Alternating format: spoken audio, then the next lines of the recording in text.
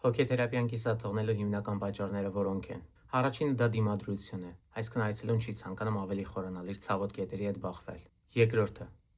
վախն է, որ կարող է թերապևտը ինձ թողնի, իդեալականացում արժեզրկում, այսինքն տրանսֆեր կոնտրտրանսֆեր է տեղի ունենում։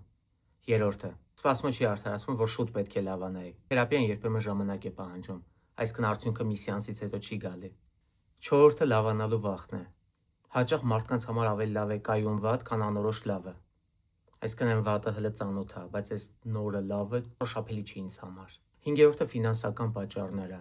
Իրականում ֆինանսական դժվարությունների պատճառով կարող է լինի ժամանակի առումով։ 6-րդը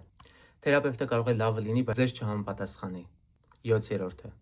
մեթոդը չի համապատասխանում ձեզ։ Ձեզ հետ ավելի ուրիշ մոդելականությունը լավ կլինի, այսինքն այլ թերապևտիկ ուղղություն։ 7-րդ թերապևտը ուղղակի վատնաշատ սխալներ է անում, սա եւս հնարավոր է։ 8-րդ երկրորդական շահերը։ Եթե լավանամ, էլի պատասխանատվություն պետք է վերցնեմ, եթե լավանամ, այլ ձև պետք է ապրեմ, բայց այս ձևը այս կյանքի ոչինչ ինձ ավելի է դուր գալի։ Կարող եք գրել ձեր կարծիքները մեկնաբանության մեջ, թե ինչ պատճառներով են այցելուները կիսաթողնում հոգեթերապիան։